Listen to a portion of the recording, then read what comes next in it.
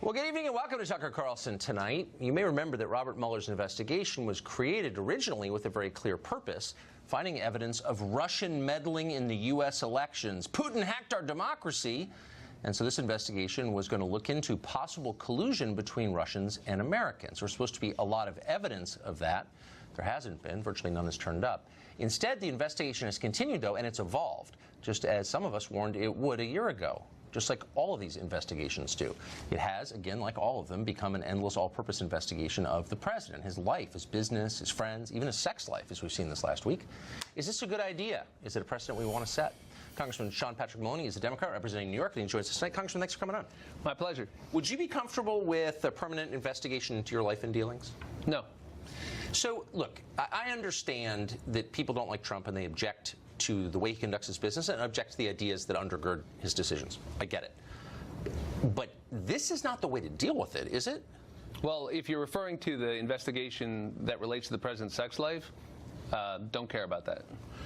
But that's what the investigation has become. So, look, I think you could make a case, and I agreed with you to this extent, if there's evidence that a political figure who became president colluded with the foreign government, big deal. Like to know if that's true.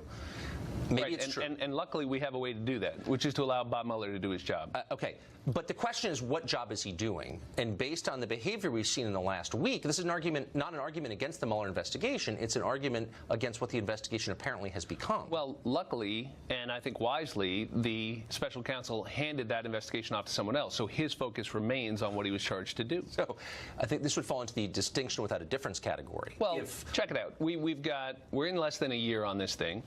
We've got 22 indictments, 100 felonies, 13 Russians, by the way, and 5 guilty pleas. That's a pretty good day's work, and I think we should let him finish his job. Are all guilty pleas the same? Is pleading guilty to lying to a federal agent the same as pleading guilty to colluding with a foreign government? Or are they in totally different universes? Of course not, but some of those may actually be going lightly on these guys to get their cooperation. Time will tell. But I think it's absolutely fair to say this special counsel ought to deliver or wind up his work. I don't want it to go on forever. Benghazi took 2 years. I think that's way too long. But I'll tell you what, indicting 13 Russians for interfering with the election is exactly what he was charged to do. I'm glad they were indicted. I hope you are. Whatever, and I'd like to find out. I mean, yeah, I guess I'm whatever. glad. I mean, no, whatever. I mean, let's be totally real. Well, first of all, none of these people are going to trial. Second, it's not even clear to me what they did that threatened our democracy. But that's not the point. The point is that we saw this week federal agents basically break into the office of the president's lawyer in search of facts about the Access Hollywood tape and a porn star. Right. I think when you say break in, you mean execute a legal warrant. They came in by force. I mean, they weren't right. welcome, and that's what people do when they execute a search warrant. But is it? I'm aware that's of called that. Due process, by the way. I'm aware of that, but is it a good thing? I mean, so I just want a Democrat to say, you know what, I'm not for this. Let me make it easy on you.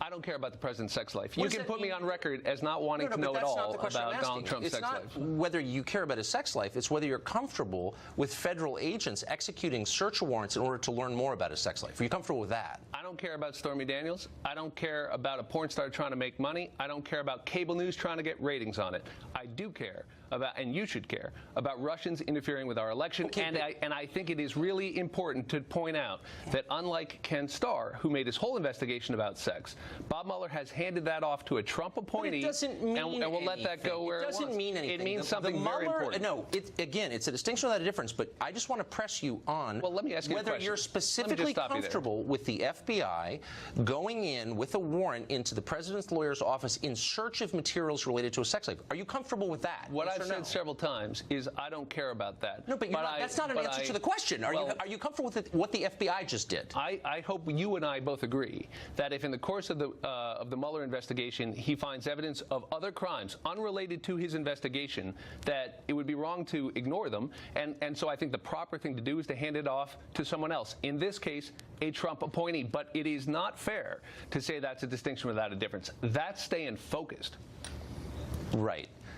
I'm not going to ask you the same question for the 5th time because you're not going to answer it. I just want you to say this is not what we were looking for when we appointed a special counsel. This actually looks very much like what Democrats complained about Tucker, 20 years ago with good cause. If you can't understand that Bob Mueller faced a choice, do it himself, hand it off to somebody else or ignore it. I think it would have been wrong to do it himself. I think it would have been wrong to ignore it. He handed off somebody else. But what is it? What do you imagine? Hold on. What do you imagine the crime would be? I'm watching liberals who for generations have defended civil liberties look into the camera and say a payoff to a porn star is a violation of campaign finance law. Right. I don't care about that. That's insane. I don't care. So what would be the crime, the potential crime? I just told you I don't care. No, but why wouldn't you care about what the FBI is doing to someone's personal lawyer? You should care about that. You're a lawmaker. Look, I'm focused on what Robert Mueller is charged to do, and that is to tell us whether the Russians interfered with our election. We know they did, and whether anybody in this administration was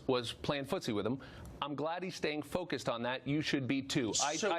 Let me answer your question. I think it is disturbing when the federal government is going into somebody's sex life. But if he has evidence of crimes, then it would be wrong to ignore them, and he has handed them off to a separate office. What's wrong I just with want to get you to concede you were uncomfortable with it. Should he ignore them? So why? I mean, it depends what the crime is. Well, that's exactly right. We sent Martha Stewart to prison for lying to a federal investigator about an investigation into something completely different. So that's technically a crime. It's wrong to do that. So Tucker, all I'm saying is why don't we let these folks do their job? We are letting them do their job. You're not calling for me for. I'm not calling for anyone to stop. Then how about this? Well, so then you are comfortable with them investigating Michael Cohen? What I'm comfortable with, because I'm wondering if you let them do their job.